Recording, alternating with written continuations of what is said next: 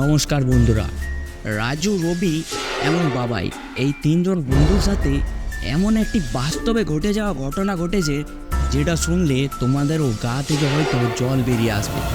মানে ঘটনাটা এতটাই বেশি ভয়ানক যেটা শুনে তোমাদেরও চোখগুলো বাইরে বেরিয়ে আসতে পারে।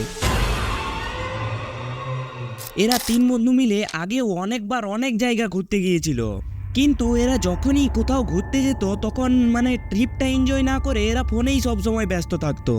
তাই এরা তিন বন্ধু মিলে ঠিক করে যে এবার যখন আমরা ঘুরতে যাব তখন আমরা আমাদের মোবাইলগুলো কিন্তু ঘরের ভিতরে রেখে দেব। সব কিছু তো ঠিক হয়ে গেছে, কিন্তু আমরা যাবোটা কোথায় এইটাই তো জানা নেই। এই তিন বন্ধুর বাড়ি ছিল কলকাতার পাশেই একটি ছোট্ট গ্রামে। এরা তিনজন মিলে একসাথে বসে প্ল্যান করে যে বাড়ি থেকে প্রায় 100 কিলোমিটার পর্যন্ত দূরে গেলেই হবে। আর ওই 100 কিলোমিটারের ভিতরে একটা খুব সুন্দর জঙ্গল ছিল। ওই জঙ্গলের ভিতরে নাকি দিনের বেলায় সবাই পিকনিক করতে যেত, কিন্তু এরা প্ল্যান বানিয়েছিল যে আমরা রাতের বেলায় যাব।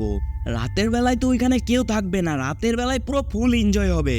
এরা তো সব কিছু ঠিক করে নিয়ে নিজের নিজের বাড়িতে বলে দেয়, আর কোনো মতে এদের বাড়ির লোকও এদেরকে পারমিশন দিয়ে দেয় যাওয়ার জন্য। এই তিন বন্ধুর মধ্যে শুধুমাত্র রাজুর কাছেই বাইক ছিল, বাকি দুজন যারা ছিল তারা বাবা কাকার বাইকেই ঘোরাঘুরি করতো। তাই এরা তিনজন মিলেই প্ল্যান বানায় যে রাজুর বাইকে তাহলে আমরা তিনজন চেপে একসাথেই ঘুরতে যাব। কিন্তু আমরা যে নিজের মোবাইলগুলো ঘরেই রেখে যাব এইটা কিন্তু যেন ঘরের লোক না জানতে পারে, না হলে আবার আমাদেরকে বেরোতে দেবে না। কিন্তু কারণ ঘরের লোক যদি জানতে পারে তাহলে তো বলবে ওরা মোবাইল নিয়ে যা, যদি কোনো অসুবিধা হয় তাহলে আমাদেরকে কল তো করতে পারবি। কিন্তু এরা কোথাও ঘুরতে বেরোলে সবসময় ফোন নিয়েই ব্যস্ত থাকতো, তাই এরা ফোনটা রেখে দিতে চাইছিল। এই তিন বন্ধু নিজেদেরকে সময় দেওয়ার জন্য ফোনগুলো রেখে দিতেই চাইছিল, যাতে ওরা ওই সময়টাকে ভালোভাবে এনজয় করতে পারে।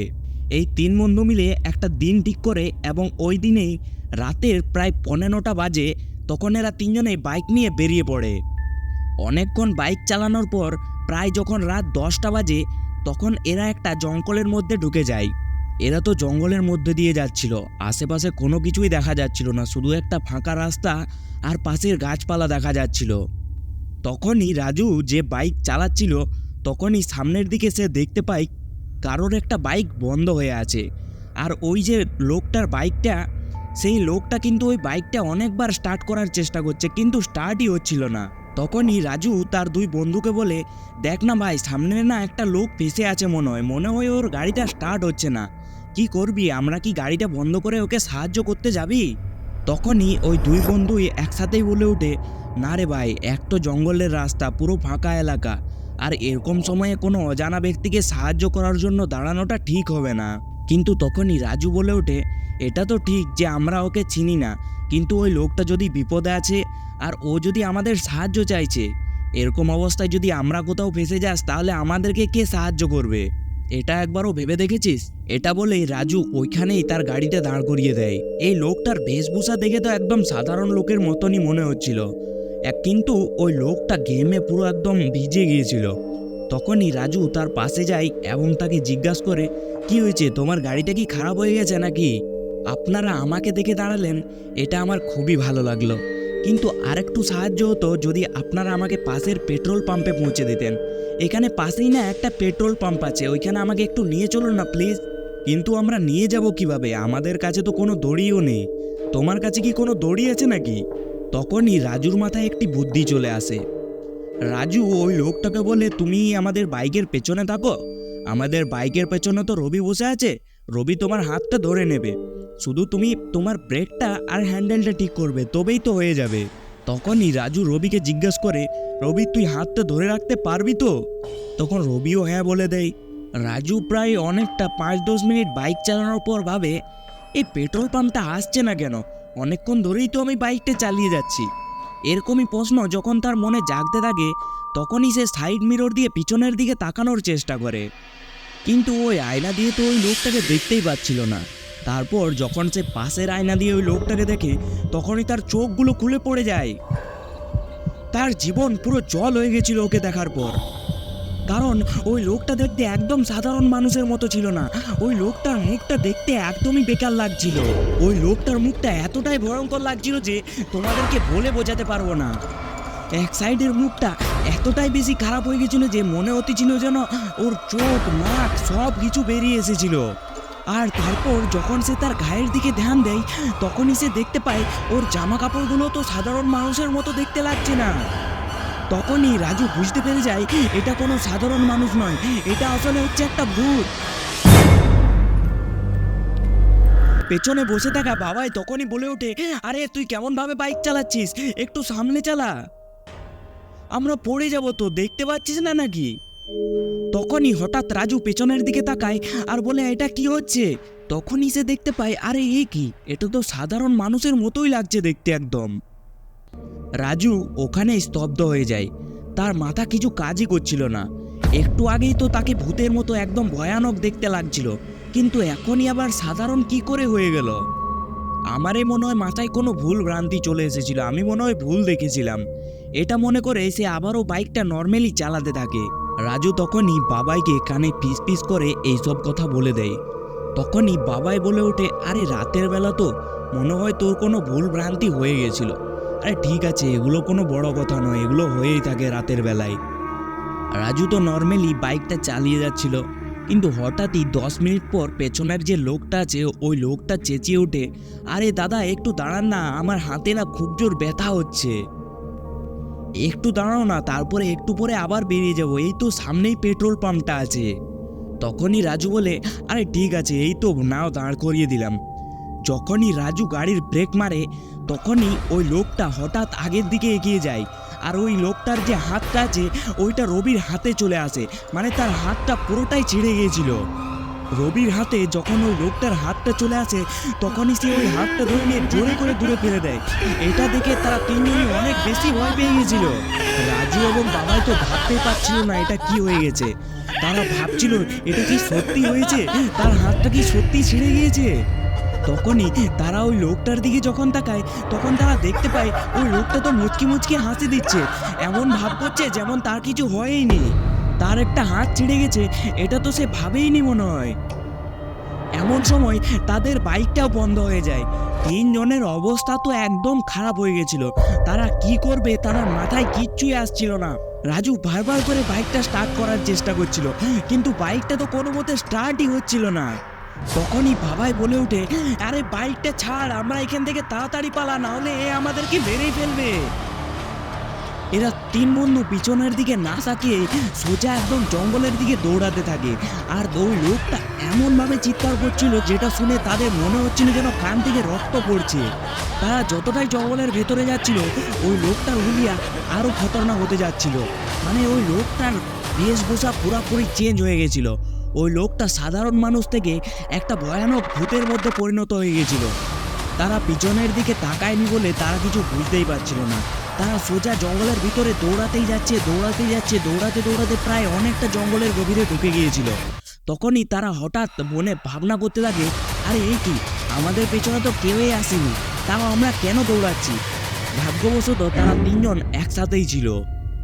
এ কি, আমরা এটা কোথায় চলে এসেছি, আমরা তো কিছু বুঝতেও পারছি না যে। এবার আমরা কি করি, আমাদের হাতে তো মোবাইলও নেই যে মোবাইলে গুগল ম্যাপ বের করে নিয়ে এখান থেকে আমরা বেরিয়ে পড়ব। এবার আমাদের কি হবে, আমরা কি এখান থেকে বেরোতে পারবো না? এত গভীর জঙ্গল থেকে এবার আমরা রাতের বেলায় কি করে বেরোবো? এরা তিনজনেই নিজের মুখগুলোর দিকে তাকাতে থাকে। তখনই রাজু বলে ওঠে, আরে না ঠিক আছে, দেখ না, কোনো মতে আমরা এখান থেকে বেরিয়ে যাবই, তোরা বেশি চিন্তা করিস না। তখনই তারা সোজা সোজা আবারও হাঁটতে থাকে, কিন্তু তারা হাঁটতে হাঁটতে এটাই বুঝতে পারে যে এরকমভাবে তো আমরা বেরোতে পারবো না। তারা বুঝতেই পারছিল যে তারা জঙ্গলের ভিতরে পুরোটা ফেঁসে গিয়েছে।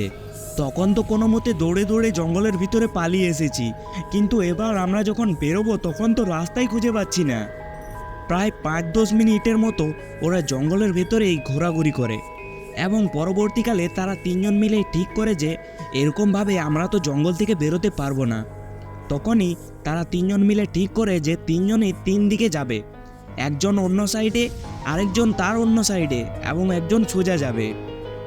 যেই রাস্তা বুঝতে পারবে সে একটু জোরে চিৎকার করে দেবে বা মুখ দিয়ে একটু সিসকারি মেরে দেবে। যে আগে রাস্তা খুঁজে পাবে অপর দুজন বন্ধুও ওই রাস্তা দিয়েই চলে যাব, কি আছে? না হলে কিন্তু আমরা পুরো রাত এখানেই ফেঁসে থেকে যাব, আর যদি কোনো জঙ্গলি জানোয়ার যদি চলে আসে তাহলে আমাদের কি হবে? তখনই বাবাই বলে ওঠে, এটা কিন্তু ঠিক হবে তো? আমার তো আদেও মনে হচ্ছে না। তখন রাজু বলে ওঠে, দেখ, এরকম যদি না করি তাহলে কিন্তু আমরা জঙ্গল থেকে আর বেরোতে পারবো না। বাবাই বলে, হ্যাঁ এটা তো ঠিক আছে, কিন্তু এখন তো আমরা তিনজন একসাথে আছি, কেউ যদি চলে এসে আমাদের উপর হামলাও করে দেয় তাহলে তো আমরা কোনো মতে তার হাত থেকে বেঁচে যাব, কিন্তু যদি আমরা একা হয়ে যাই তখন কি করব? প্রায় চলতে চলতে চলতে চলতে 10 থেকে 15 মিনিট হাঁটার পর এরা খুব জোর 200 থেকে 300 মিটার দূরে পৌঁছাতে পারে। অনেকটা হাঁটার পর হঠাৎ রবি এখন কি দেখতে পায়, সামনে একটা মেয়ে বসে আছে। ওই মেয়েটা দেখে রবি ভাবে হয়তো এটা কোনো আশেপাশের গ্রামের মেয়ে হবে। মনে হয় এখন তো বেশি রাতও হয় না, প্রায় রাত 10টা 10:30 বাজে। তখন মনে হয় জঙ্গলের মধ্যে কিছু একটা করতে এসেছে। আর ওই মেয়েটা একটা বড় পাথরের উপর বসেছিল, আর ওই পাথরের মধ্যে একটা ছোট পাথর নিয়ে কিছু তো একটা কাজ করছিল। তখনই রবি বেশি কিছু না ভাবে সেই তখনই রবি বেশি কিছু না ভেবে ওই মেয়েটার দিকে যেতে থাকে। আর ওই মেয়েটা পিছন দিক থেকে দেখে তো একদম নর্মালি মনে হচ্ছিল, আরে এরকম মানে গ্রামের মেয়ের মতনই লাগছিল। তখনই রবি বেশি কিছু না ভাবে সে ভাবে হয়তো ওই মেয়েটাকে গিয়ে যদি বাইরে বেরোনোর রাস্তা জিজ্ঞাসা করে নিই তাহলে তো একটু ভালোই হবে। আমরা 3 বন্ধু না এখানে একটু ফেঁসে আছি, তাই বাইরে যাওয়ার রাস্তাটা বলে দিলে একটু ভালো হতো। ওই মেয়েটা এমন ভাব করছিল যেন তার কথাগুলো কিছু সে শুনতেই পায় না। সে পেছনের দিকেও তাকাচ্ছিল না, সে নিজে মানে চুপচাপ ওই পাথর দিয়ে কি একটা লিখেই যাচ্ছিল। কিন্তু রবিও ওই মেয়েটাকে বারবার করে জিজ্ঞাসা করতে থাকে, আরে দিদি বলছিলাম যে একটু সাহায্য করে দিলে ভালো হতো, শুনতে পাচ্ছেন তো আপনি? কিন্তু ওই মেয়েটা নিজের তালেই ওই লিখেই যাচ্ছিল, তার কোথায় কোনো ধ্যানই দিচ্ছিল না। তারপর রবি ভাবে ওই তো এ তো কিছু একটা লিখছে, যাই তো দেখি এ কি লিখছে। তারপর যখনই সে দেখতে পায় ওই লেখাটা দেখে তার আবারও মাথা ঘুরে যায়, কারণ সে ওইখানে পাথরের মধ্যেই লিখে দিয়েছিল এই জঙ্গলের ভিতরে যে কেউ এসেছে নাকি এইখান থেকে আর কেউ ফিরে যায় না। এটা দেখে সেখানে আবারও সে স্তব্ধ হয়ে যায়। তারপর রবি যখন ওই মেয়েটার কানে হাত দেয় তখনই ওই মেয়েটা পেছনের দিকে তাকায়। রবির দিকে না তাকিয়ে ওই মেয়েটা অন্য দিকে তাকাচ্ছিল, আর ওই মেয়েটার ঠোঁটটা পুরো মাছ দিয়ে কাটা ছিল, তার মুখটা পুরোটা ঝুলে গিয়েছিল। রবি যখন ওই মেয়েটার মুখটা দেখে তখনই সে অনেক বেশি ভয় পেয়ে যায়, কিন্তু ওই মুখটা দেখেও সে যখন ওই উপরের দিকে আবার ঘুরে তাকায় তখনই তার জীবনটা শেষ হয়ে যায় ওখানেই। কারণ সে এত জোরে চিৎকার করেছিল তার গলার আওয়াজটা পুরোটাই ফেটে গিয়েছিল, আর এত জোরে চিৎকার করার পর সে পুরোপুরিভাবে ওখানে আবারও পড়ে যায়।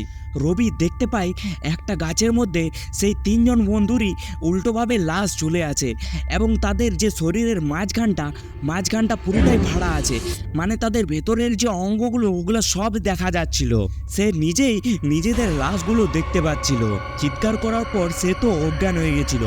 তো আর যখন জ্ঞান ফিরে তখনই সে উঠে নিয়ে দেখে আশেপাশে তো কেউ নেই, ওই দিদিটাও ওইখান থেকে পালিয়ে গেছে, শুধুমাত্র ওইখানে পড়ে রয়েছে ওই লেখাটা, যেই লেখাটা ওই পাথরটার উপরে লেখা ছিল। তারপর সে উঠে নিয়ে ওইখান থেকে এত খারাপ দৌড় দেয় যে তোমরা ভাবতেও পারবে না।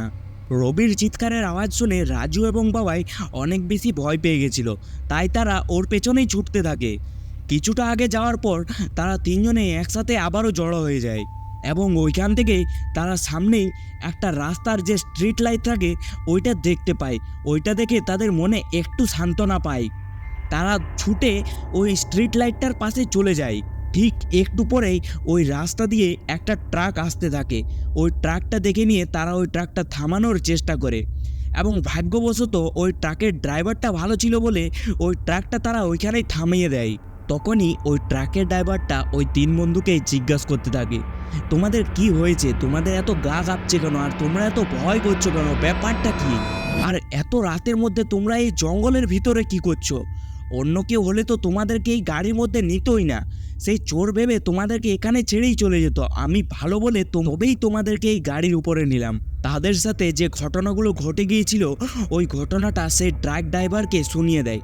এটা শোনার পর তো তারা সবাই অনেক বেশি ভয় পেয়ে গেছিলো। তারা গাড়ি না থামিয়ে সোজা গাড়িটা নিয়ে যাচ্ছিল, কিন্তু তখনই হঠাৎ দেখতে পায় রাস্তার মাঝেই তাদের বাইকটা পড়ে আছে, এইটা দেখতে পেয়ে রাজু ওখানেই বলে, দাদা একটু গাড়িটা থামান প্লিজ, ওই যে আমাদের গাড়িটা দেখতে পাচ্ছেন না, ওই বাইকটা আমাদেরই হবে। তখনই তারা ওই ট্রাক ড্রাইভারটাকে থ্যাংক ইউ বলে তারা সোজা ওই বাইকটা স্টার্ট করে এবং ঘরের দিকে রওনা দেয়। এই যে ভয়াবহ একটি রাতের ঘটনা তাদের একটা পুরো জীবনের স্মৃতি হয়ে রয়ে যায় এবং তারা সারা জীবন আর কোনোদিনও রাতের বেলায় ঘুরতে বেরোয়নি। এই ঘটনাটি শুনে হয়তো তোমাদেরও গা কাঁপবে, কিন্তু এটা সত্যি একদম বাস্তব ঘটনা ঘটে গিয়েছে। সত্যিকারের বাস্তবেই ঘটে যাওয়া এরকম একটি ঘটনা শুনে তোমাদেরকে কীরকম লাগলো ওইটা আমাকে কমেন্টে অবশ্যই বলে যাবে। আর ভিডিওটি যদি একটু ভালো লেগে থাকে তাহলে ভিডিওটিতে লাইক করে চ্যানেলটি সাবস্ক্রাইব করতে একদমই ভুলবেন না।